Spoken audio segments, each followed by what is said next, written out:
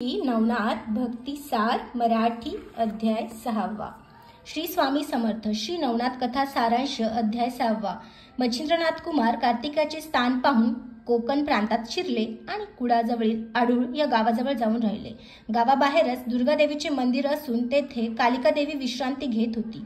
ती देवी म्हणजे शंकराच्या हातातील कालिका नावाचे अस्त्रच होते. पूर्वी शंकराने त्या शस्त्राने दैत्यांचा वध केला. त्यानंतर ते प्रसन्न होऊन त्या अस्त्रशक्तीस म्हणाले, तू पुष्कळ कार्य केली आहेस, तुला हवा तो वर मागून घे. तेव्हा ती अस्त्रशक्ती म्हणाली, हे शंकरा, माझी इच्छा अशी आहे की मी तुमच्या हाती राहून जेथे तुम्ही पाठविले तेथे जाऊन पुष्कळ वर्षे कार्य केले आहे. अंबिकेनेही अनेक राक्षसांना मारण्यासाठी माझा उपयोग केला आहे. आता मी थकले आहे. मला आता विश्रांती घ्यायची आहे. कोणी मला सुप्तावस्थेतून उठवून त्रास देऊ नये.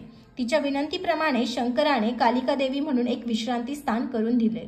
पुढे कलियुगात ते स्थान कालिका देवी मंदिर म्हणून प्रसिद्ध झाले. मच्छिंद्रनाथ देवीच्या दर्शनासाठी गेले. मंदिरात जाऊन त्यांनी प्रार्थना केली, हे कालिके, तू जागृत हो. मी शाबरी विद्येचे मंत्रकाव्य केले आहे, त्याला तू सहाय्य कर. त्याची प्रार्थना म्हणजे सिद्धाने केलेले आवाहन होते. त्याचा प्रभाव काय वर्णावा. त्याच्या हाकेने देवीची निद्रा चाळवली गेली. त्यामुळे ती रागावली. नृसिंह जसा खांबातून प्रकट झाला तशी ती अचानक प्रकट झाली आणि मच्छिंद्राला ओरडून म्हणाली, अरे मूर्खा, मी चांगली झोपलेली होते. मला तू का उठवलेस. म्हणे, मंत्रकाव्य केले आहे, वर दे. कुणी सांगितलं होते काव्य करायला. माझे सगळे कार्य झाले आहे. आता आपल्यासाठी मला नवीन कर्मात गवू नकोस. जा मुकाट्याने. तुझे राग फसलेले तोंड घेऊन दुसरीकडे जा, नाहीतर दिव्यावर कीटक भस्म होतो तसा जळून जाशील. ते बोलणे ऐकून मच्छिंद्र धैर्याने म्हणाला, देवी, तसे काही होणार नाही.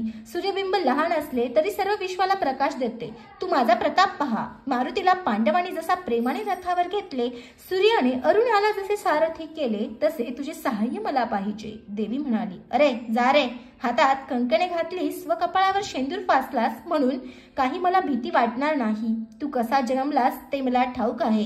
मत्स्यजातक सांगणाऱ्याने फार तर मासे पकडावे. तू कोळ्याच्या घरून पळून आलास. तू मला काय शिकवितोस.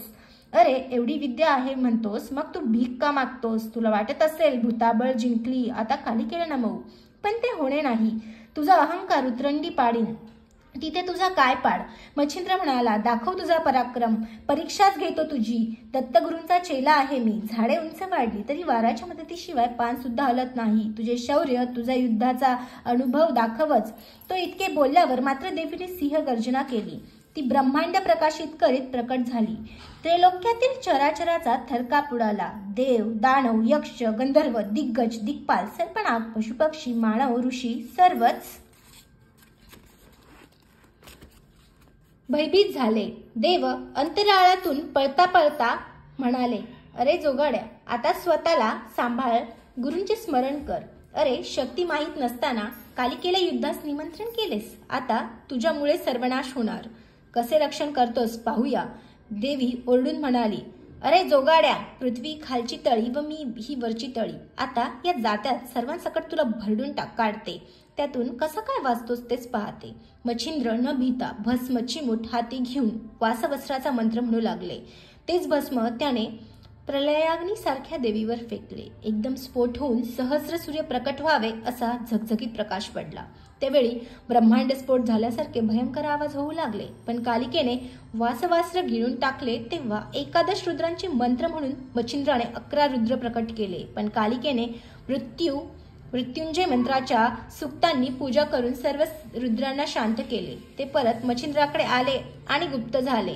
मग त्याने वज्रास्त्र उंच फेकले, पण कालिकेने ते आपल्या पायांनी खाली दडपले व उत्तरेकडे शैलाद्रीवर आपटले. त्यामुळे तो पर्वत तुटला व त्याची उंची अर्धी झाली. गुर्जर देशाच्या पुढे उंच पर्वत उरला नाही. तेथपासून रामेश्वरपर्यंतच पर्वताची ओळ राहिली. देवीने वज्रास्त्र नष्ट केले हे पाहून मात्र मच्छिंद्राने गुप्तपणे वाताकर्षण अस्त्र योजले. त्याचा मात्र कालिकेच्या शरीरात गुप्तपणे प्रवेश झाला आणि तिचे शरीर अचेतन होऊन पृथ्वीवर कोसळले. त्या खाली पर्वत चिरडले. वृक्षांचा चुराडा झाला. ती अशी निचेष्ट पडताच तिला कैलासनाथांचे स्मरण झाले. धावा उमानाथ धावा, अशी तिने मनोमन प्रार्थना केली. ती सूक्ष्मवाणी कैलासपती शंकरांच्या मनात उमटली व आपली शस्त्रशक्ती संकटात सापडली आहे हे त्यांना तात्काळ समजले. ते क्षणार्धात उठले व नंदीवर आरूढ होऊन पृथ्वीवर आले. जेथे मच्छिंद्रनाथ होता तेथे ते येताच मच्छिंद्रांनी भक्तिप्रेमाने शिवचरणी लोटांगण घातले.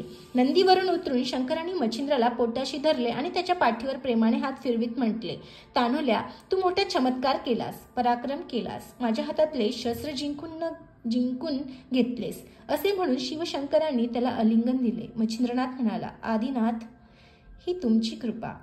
बद्रिकावनात दत्तगुरूंकडून तुम्हीच माझे 6 महिनेपर्यंत रक्षण करून सर्व विद्या देवी विलित.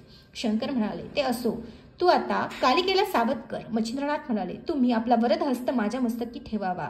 ही शस्त्रशक्ती तुमच्या हातात होती. तिने आतापासून तुम्हीच मला शिकवलेल्या शाबरी विद्येच्या यशासाठी माझ्या मुखी माझ्या जीवेवर विराजमान व्हावे व मंत्रशक्ती म्हणून कार्य करवावे. शिव म्हणाले, तू म्हणतोस तसेच करीन, पण आधी या कालिकेला उठव तर खरे. तुझे अस्त्र तू मागे घे. तेव्हा शंकराच्या सांगण्याप्रमाणे मच्छिंद्राने वाताकर्षण मंत्र मागे घेतला. कालिकेच्या देहाप्रमाणे प्राण पुन्हा खेळू लागले. ती उठली, इकडे तिकडे पाहू लागली. शंकरांना पाहून त्यांची तिने प्राणरक्षणाचे कार्य करण्याबद्दल स्तुती केली. मग शंकरांनी तिला सांगितले, जशी तू माझ्या हाती शस्त्रशक्ती म्हणून इतके वर्षे राहिलीस, तशी यापुढे मच्छिंद्राच्या मदतीला जाऊन जगदुपकार करावा, ही माझी विनंती आहे. कालिका हसून म्हणाली, स्वामी, मी तुमची दासी.